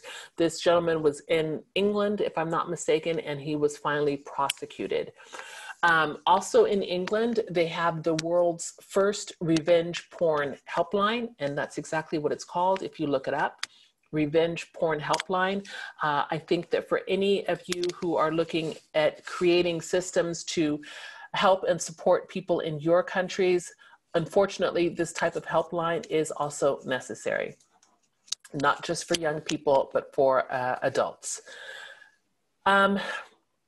One of the things that we know from Europol, this is the Europol June 2020 report that I had mentioned earlier, is that the pandemic has led to an increase of child sexual exploitation because there are more people spending time online, both children and adults, both innocent children playing games and pedophiles and groomers who normally would be at work or doing something else, and now they're at home online all day. Something else that we saw during the pandemic is that sites like Pornhub, I believe it was the month of March of last year, they offered free premium porn for a month, I believe. And the usage rates across Europe just exploded because no longer were people, children and adults looking at pornography late at night, but they were looking at pornography anytime, in the afternoon, in the morning, etc. I've already shown you this. I gave you a online demonstration. I think that this Fuzzy Grid is very useful. Oh, I think it's very, Diana, I can't mute. There we go, thank you. I think that this is very, very useful. Again, I gave you the demonstration so you can pop in, pop about and take a look. And what else do I have for you? Okay, so again, I didn't talk about every single type of sexual exploitation that there is because there unfortunately is so much. I can also tell you that in some of the countries that I know are represented here, we have also seen things like webcam child sex tourism. I didn't create a slide about that, but this is the idea that our young children who have mobile phones are able to film themselves, and someone in another country, usually from Europe or the United States, will then send them money by Western Union and pay for acts. These are real issues. These are real problems, and they are problems around the world.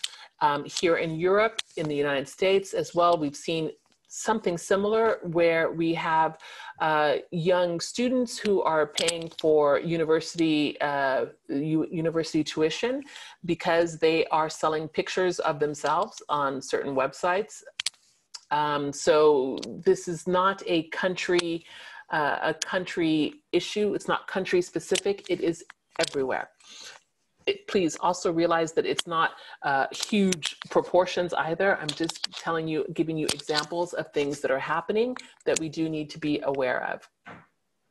So so there are strategies that we can do is asking children about their online world, of course, explaining the dangers of risky online behavior, of what that means to us. Oh, these typos, don't you worry. I will fix them before I send them to you, the typos. One of the things that parents can do is to watch out for gifts. These are a warning sign when children start receiving gifts, or they have a little extra pocket money, or they speak differently because they've heard different terms. This is one of the reasons why, again, I've mentioned that it is so important to get involved in your child's life, online life, etc. So, you may also notice that the child is withdrawing, for example, when they are, or getting upset when they're texting or they're online, or maybe they don't want to go to school. These are some of the issues we also see with cyberbullying. But here in this sort of sexual violence and grooming categories, maybe they're receiving presents in the mail. Maybe you see explicit photos on their device, or you see evidence that they've visited a website, or they have encrypted apps. Again, encrypted apps are things where you can send messages like on WhatsApp or Signal or Telegram, where no one knows. Everyone enjoys these apps, but you have to realize there's an absence of law enforcement on apps that are encrypted. So some of the things, some of the conversation starters in this very difficult topic, I know, is, admitting the truth. I don't really know what to say, but we have to talk about this. Or I want to talk about one of these awkward topics. Is that okay? Again, do you really know the identity of the person who is talking to you? And if they're asking, why are they asking you to keep the friendship a secret? What's the problem? Why can't I meet them? So I think that, again, when you're talking about things like, have you ever heard about pornography? And a lot of children have. Don't react, just keep the conversation going, keep listening. Do any of the kids talk about it? And you don't want to confront your child about this. You may want to ask them, what about your friends at school, or some of the older kids? What do they say about this? And the idea is that you're trying to reassure them that even if they've seen pornography, that they're not in trouble. If they have seen it, then you have to begin another discussion. I know that you don't want to do this, because I don't want to do this, but I've had to do this too, where you start saying, well, how did it make you feel? And those are the things that parents have to do, so that your child knows that nothing is off limits, and that you will support them. Because I promise you, the last thing you want is for them to go online to find some of the answers. Again, I don't think I've changed anything in the resources. Oh, yes, I did. I've added this one. I've added this resource for you. So this is Culture Reframed, where they have free parenting programs, free resources to help fight pornography. So I think that it is a huge, huge benefit and website, and I enjoy them and what they do. Better Internet for Kids is the website that I had mentioned for everyone who speaks a different language. If you are speaking any of the 27 EU country languages, you will find resources here. And it's Better Internet for Kids. So again, I mentioned that I work for the French, and so we are also there on this website. There's German, the Dutch.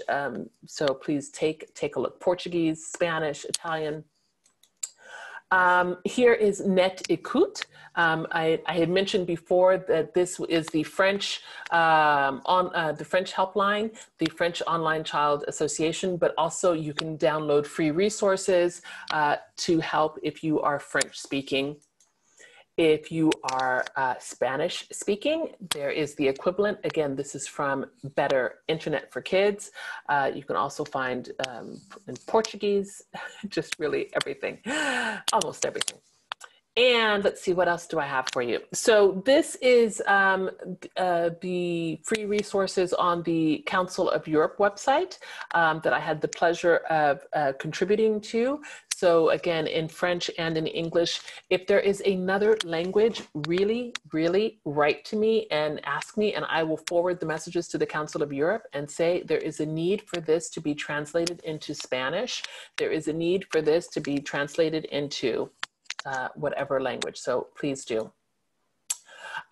This is the Microsoft, they have a digital civility challenge, which I think sums up a lot of what we were saying before about just being nice. I can't remember who was, I think it was Josue, who asked me, what are some of the online values that we can have?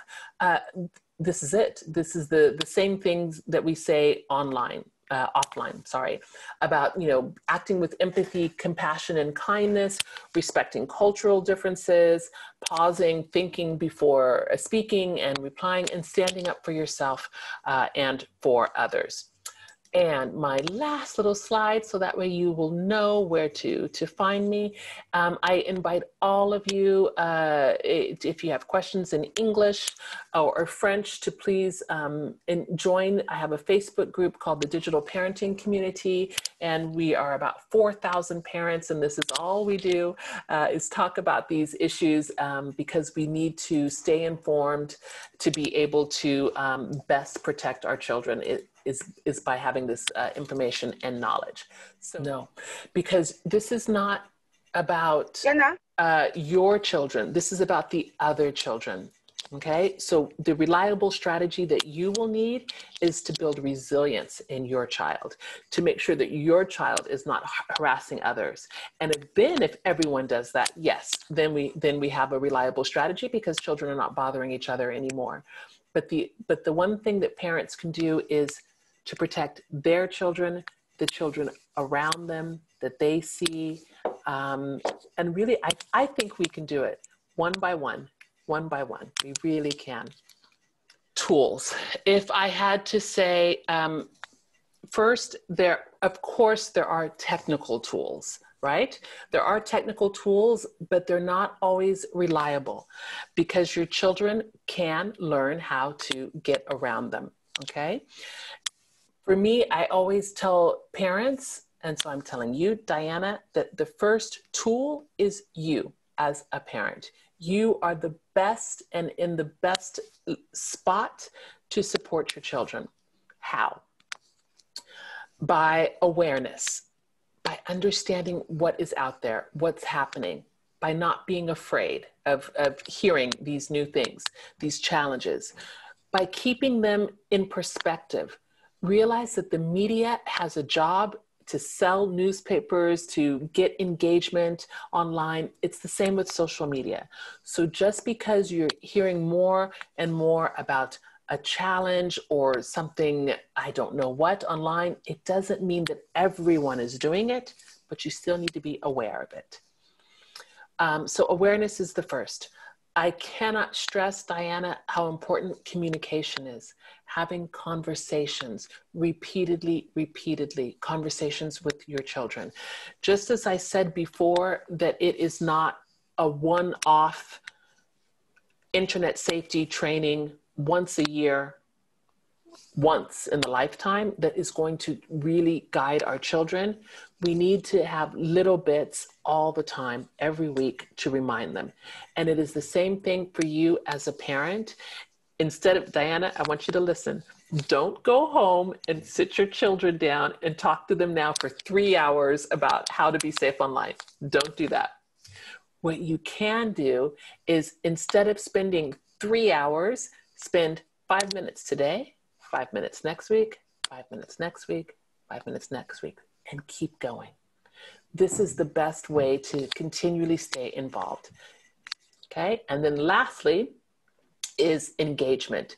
And by engagement, I mean by you getting engaged in their online activities, in their schoolwork, asking them, you know, do you have headaches? How do your eyes feel after being online in online courses or on your iPad? How's your neck? just always engaged and always interested in showing that interest in their online activities, even when you're not that interested in the latest social media challenge, the latest video, you can still ask. People ask me all the time, they say, oh, but I don't want to play a video game with my child. I don't want to watch them. I promise you that it's not that you're playing the video game with your child. You will enjoy it because you will enjoy your child. You will enjoy seeing how they react, what they're learning. So change the way that you're thinking, that it's not just some silly thing, but it's something that's important to them, and find out why. Beatrice is asking me, oh, you're quite welcome, Guy. Beatrice is asking, is there a way to protect images of children already shared online? Is it possible to remove an image? Yes, there is a law that it doesn't exist everywhere, and it is called the right to be forgotten. And that law means that you are able to ask internet providers and platforms to remove your image, to remove the words about you, etc. It doesn't exist everywhere. I know, for example, here in France, that law is being proposed. I'm not quite sure if it's actually become a law yet, but it is with child influencers. So children who are making YouTube videos and they're very young and they're making money online, when they're 18, if they say, oh my gosh, my parents made me do that, I want it to go away now, then it will be taken away. The right to be forgotten. For us simple people, Beatrice, you can always ask the social media platforms to remove the image. If it is something that goes against their community guidelines, something that is offensive, inappropriate, sexual, they will remove it. But you have to ask because they don't see everything. For example, with YouTube, there are over 500 videos uploaded every minute. 500 every minute. How are they possibly going to moderate all of that content to understand what might be offensive, especially as people and children use slang, use different gestures? It's difficult. They have human moderators, people in different countries who understand the customs, the culture. They have algorithms, but it's not 100%. Well, thank you so much for your presentation. I'm very interested also to think about educating the values, not only in the digital aspect, but also the education about the values. When you were talking about, you know, to act correctly online, because sometimes we look at the kids being, you know, vulnerable, but it's also very difficult for us to see them under the power that you know, that us as a human being, that we have to harm people. And so we have to be careful as fathers, educator, so we don't really want them to become the aggressors on one side, but also on the other, but also that they engage themselves under, you know, with empathy, and the situation that they can be witnessed, you know, as far as the cyberbullying. So, you know, like when you were talking about upstanders, I mean, not only witness, but that they defend, that they become active in the situations that they're witnessing. So to close, in our societies where there's a lot of inequality with, you know, this internet, you know, and there's also a generational distancing, I think, in every social classes, but mostly in the poorest social classes, where adults do not always understand the language and the way to, you know, to work with internet. So it's even more difficult to work with these parents, you know, with about protection and support, all these, you know, that is necessary. So sometimes it's double and triple the challenge that we have, because, you know, in these regions. So Thank you very much. Mm-hmm. Whew. So I agree. I agree. And what I've just put in the chat, Valeria, is more information about values. And this, I remember you're from Argentina, and here this is a report that Microsoft did in Argentina, specifically about what's happening in Argentina. I think it's interesting to take a look to see what you can use, what you can share with other educators. And I don't know the names of any of the safer internet centers in Argentina, but I will look to find out because I know they exist. And that is where you begin, to get their resources, to share them, because everyone is producing free materials for parents, for educators, for families. And if they're not, then I will share the Spanish language ones that of course are going to be a little different than Argentinian Spanish, but still. Yes, adults are practicing sexting as if it's something normal. And in fact, when we were talking about children's rights earlier, one of the things that people are stressing is this notion of consent, that two adults can share, that children can share, but they did not consent for this information to go out. It's a really tricky issue, and again, it just goes down to why are you taking the picture? If this is a picture that you want to share, really, can we think about this? Is there some other way to express this love and admiration for the person? Yes. So children used by adults to blackmail other adults. Generally, it's an influence. And I'm sorry, I don't understand what you mean. I thought you were asking me about grooming. Beatrice, can you come on for just 1 second? Angelica, I see you. I haven't forgotten you. And I also have Irina. This is from suicidal sites. Oh my goodness, Irina, yes. This is something that I did not speak about, but it is causing a huge amount of anguish because children are looking at suicide websites. Children are looking at websites about anorexia. Children are looking at all sorts of websites about how to cut. This is a truly dramatic and horrific problem. But again, this is where we need to talk with our children to understand why, because it's not just the fact that this is online and available. There's something else going on where I think here we really need to have child psychologists and support. And it's more than just asking, what are you doing online today? It's a lot more. And if we even think that that something like that is happening, then we need to intervene, and really child psychologists, support groups. I think it's very important because there, I honestly don't have an answer to how do we protect beforehand, because these are those things that happen unfortunately afterwards. But it's a great question because I did not discuss it. So thank you for that, Irina. Bueno, You hear me perfect. Well, thank you so much for this presentation. It was a very good reflection. My question is, it has to do with,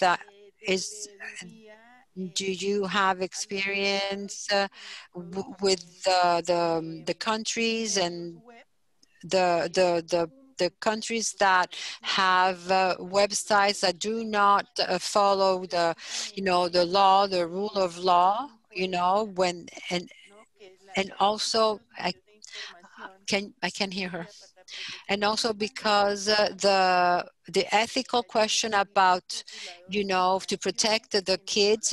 I mean, there has to be sanctions and some laws and mechanism to make everybody accountable when the kids are not protected. Thank you.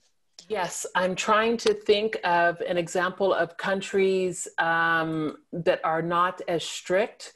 but I cannot think of a specific example. What I can tell you in general, for example, is when we see countries that are not as strict with pornography or sexting, then of course we are seeing that it may not be the people in that country, but we see that others are using it to host and to be the spot for some of this activity. But at the same time, I say that, and it is the Netherlands, I believe, so here in Europe, that is the country that has the most, that hosts the most materials of sexual exploitation. So, and they have great laws. What I find, Angelica, is that cyber criminals will find ways, whether it is in the United States, whether it is not, whether it's in Argentina, whether it's not.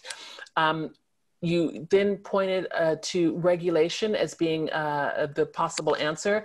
And I think, yes, that's where we're going now.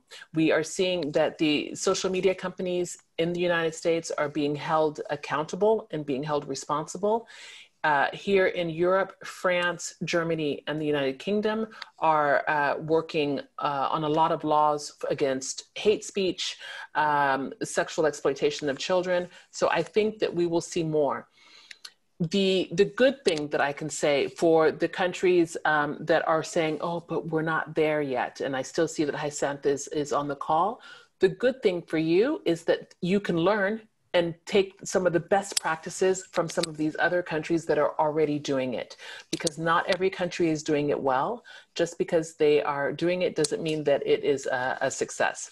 Okay, so thank you very much for this extremely interesting session. I think I've noted so many things, you know, for my work and a lot for my private life and future education of my daughter. So now I have many tips, and I'm going to follow your Facebook group. Absolutely, I'm going to subscribe right now. It's free. It's free. You can come ask me anything, of course. So we had so many resources. We could have a session of 4, 5, or 6 hours, I'm sure, as it's a very rich issue and there are so many things to learn. I invite everybody to consult all resources Elizabeth shared with us. It's huge. And if this is okay for you, Elizabeth, I'm going to share with participants your PowerPoint. Yes, please. And again, the links you mentioned in the chat. So thank you again. And if you want to conclude, please do so. I just want to say thank you to everyone for listening. I'm so happy to have been useful. So I would say merci beaucoup.